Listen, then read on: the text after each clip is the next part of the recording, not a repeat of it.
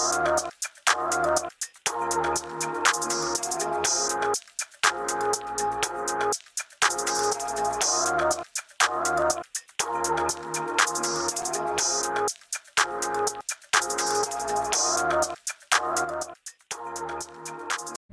pagi, Bu. Selamat pagi, Bu. Selamat pagi, Bu.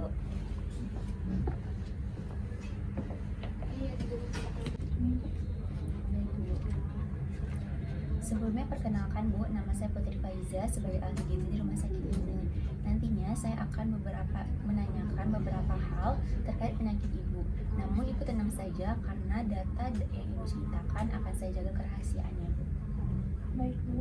Sebelumnya, apa betul ini dengan Ibu J? Benar, Bu. Usianya 31 tahun. Jadi kalau boleh saya tahu, Bu, apa aja keluhan yang Ibu alami agar bisa saya bantu untuk mengatasinya, Bu? Jadi begini, Bu, sejak 5 hari yang lalu saya mengalami letih dan lesu yang meningkat. Kemudian 3 bulan terakhir ini saya mengalami batuk-batuk yang nggak kunjung sembuh. Kemudian disertai demam juga, Bu. Kemudian di belakang saya dan bagian-bagian perut saya ada muncul bentol-bentol, Bu. Kemudian di lidah saya juga ada bercak-bercak putih gitu, Bu. Baik, Bu. Apakah ada keluhan lainnya, Bu? Nah, keluhan lainnya yang saya rasakan itu saya mengalami penurunan nafsu makan. Jadi saya berat badan saya ini turun, Bu, 7 kilo dari 57 jadi 50 kilo, Bu. Oke, Bu. Untuk tinggi badannya berapa ya, Bu? Tinggi badan saya 160, Bu.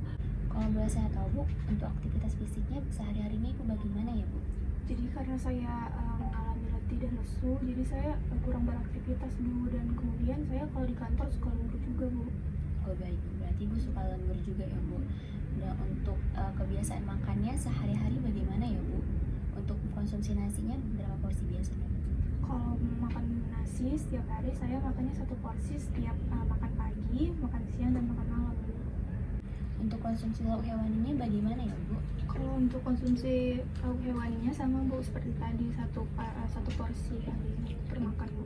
Oke. Untuk jenis lauknya apa aja, Bu? Biasanya saya makannya ayam goreng, ikan bakar, ikan goreng, tempura, telur. Biasanya itu tiga minggu lah, Bu. Maksudnya dalam seminggu itu ada 3 kali makan. Baik. Untuk konsumsi sayurnya bagaimana, Bu? Kalau konsumsi sayur saya jarang, Bu, makan sayur. Biasanya kalaupun makan sayur saya 2 kali seminggu, itu pun cuma tumis buncis atau tumis kangkung. Baik. Untuk konsumsi buah-buahannya apakah Ibu suka buah-buahan? Kalau itu saya jarang makan buah-buahan, Bu, tapi yang paling saya sukai dan saya sering makan buah pisang, Bu. Untuk konsumsinya bagaimana, Bu? Saya sehari sekali makan buah pisang, Bu. Baik. Untuk konsumsi minumannya bagaimana ya, Bu? Biasanya kalau dalam sehari saya minumnya 7 gelas per hari, Bu. Tiap malam saya minum 1 kopi untuk menghindari ngantuk, Bu. Baik, Bu. Untuk konsumsi makanan ringannya apakah Ibu suka konsumsi makanan ringan, Bu? Suka, Bu. Saya suka kali beli goreng-gorengan, Bu, kayak tempe mendoan, ubi goreng, seperti itu. Baik, Bu. Kalau boleh saya tahu untuk konsumsi alkoholnya apakah Ibu konsumsi alkohol, Bu? Dulu saya peminum berat, Bu. Biasanya saya dulu minum 2 kali dalam seminggu, tapi belakangan ini sejak 2 bulan yang lalu saya sudah berhenti minum, Bu.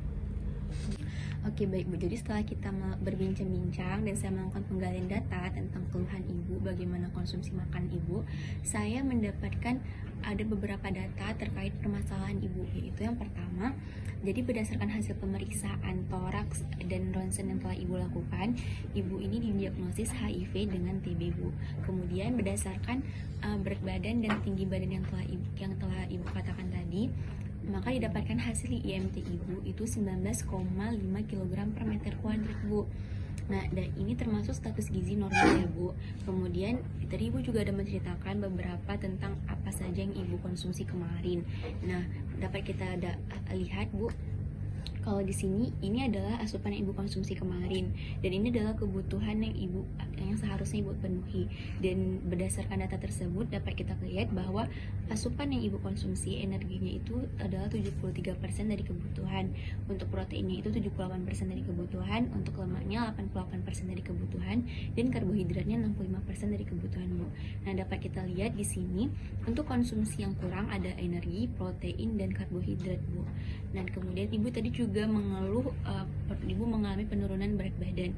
Nah, itu bisa jadi karena ibu mengalami penurunan nafsu makan dan juga asupan zat gizi ibu kurang. Dan untuk aktivitas fisiknya bu, karena tadi ibu mengalami letih lesu, untuk aktivitas fisiknya ibu kurang ya bu. Kemudian jadi dari cerita ibu dapat saya simpulkan bahwa ibu ini mengalami kurang terpapar informasi mengenai asupan mengenai zat gizi bu, dan dapat yang ditandai dari konsumsi makanan ibu ini termasuk kurang baik ya bu, karena ibu kan menyukai makanan yang goreng-gorengan, jarang konsumsi sayur dan buah gitu bu. Kemudian oleh karena itu, tujuan konseling hari ini untuk mengetahui dan kita mendiskusikan apa nih pola makan yang baik untuk penyakit ibu. Nah, jadi bu, untuk permasalahan ibu ini salah satunya bisa kita atasi dengan pola makan yang baik bu. Nah, untuk pola makan ini tujuannya adalah untuk untuk mempertahankan status gizi ibu dan berat badannya. Kemudian untuk mengoptimalkan kesehatan dan imunitas tubuh ibu, dan juga untuk mencegah kekurangan zat gizi dan memaksimalkan pemberian obat bu. Kemudian ini ada beberapa prinsip dari diet ini bu, untuk yaitu tinggi energi dan tinggi protein bu. Nah, ini ada beberapa menu sehari yang bisa ibu konsumsi. Untuk makan paginya itu adalah kimbap, kemudian selingannya ada banana peanut bites, kemudian makan siangnya ada nasi putih, soto ayam, tempe goreng, kemudian selingannya ada smoothie bowl, kemudian makan malamnya ada nasi putih, ikan panggang madu, capcay jamur, dan alpukat bu. Nah, jadi saya jelaskan sedikit tentang HIV ya bu. Nah, HIV ini adalah singkatan dari Human Immunodeficiency Virus, yaitu virus penyebab AIDS. Nah, jadi orang yang mengidap HIV ini dapat menularkan ke orang lain jika berhubungan seks. Kemudian bila berbagi alat yang digunakan untuk jarum suntik, tindik, tato, ataupun serta sunat. Namun ibu tenang saja, HIV itu tidak ditularkan melalui pelukan, menggunakan masih bersama, sentuhan, menggunakan alat makan bersama, tinggal serumah, dan gigitan serangga. Nah, jadi tadi juga ibu menceritakan bahwa ibu jarang mengkonsumsi sayur dan buah. Nah, sebenarnya bu, kita ada yang namanya isi piringku bu. Isi piringku ini bentukannya seperti ini. Nah, ini untuk porsi lauk-lauknya, porsi buah-buahannya, porsi sayurannya seperti ini, dan makanan pokoknya. Kemudian dalam isi piringku juga ada pesan untuk cuci tangan pakai sabun, aktivitas fisik minimal 30 menit per hari, dan minum air 8 gelas sehari bu. Nah bu, ini juga ada beberapa foto makanan untuk mengetahui gram dari makanannya ibu, yaitu ini kalau misalnya nasi tim itu nasinya segini, itu untuk 180 gram, kemudian kalau satu mangkuk besar ini 200 gram bu. Dan ini juga ada beberapa makanan yang lain bu.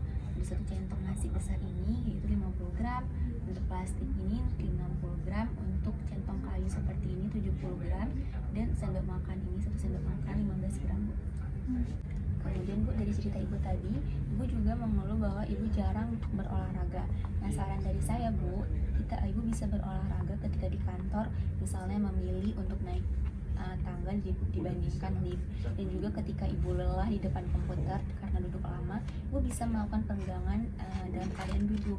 Dan secara teoritisnya bu, untuk olahraga itu yaitu 3-4 kali per minggu, dengan masing-masing waktunya yaitu 30 menit sampai 50 menit per minggu, atau total untuk olahraga dalam satu minggu itu adalah 150 menit per minggu bu. Baik bu, apakah ibu mengerti dengan penjelasan saya bu, atau mungkin penjelasan saya terlalu cepat? Sudah bu, sudah mengerti dan mudah dipahami juga. Baik bu, kalau gitu dari penjelasan saya yang tadi, apa nih menurut ibu hal menarik yang bisa ibu ambil? Jadi saya dengar tadi bahwa HIV itu nggak menular dari gigitan serangga, makanan bersama, terus dan lain-lain sebagainya bu. Kemudian ibu juga menganjurkan bahwa saya harus makan makanan bervariasi dan sesuai dengan porsi gizi seimbang. Kemudian saya dapat juga informasi mengenai saya harus beraktivitas fisik kurang lebih 30 menit dalam sehari bu. Wah, ternyata banyak juga ya bu hal yang menarik yang bisa kita ambil. Untuk saat ini apakah ada pertanyaan bu? Sepertinya tidak ada dan cukup bu.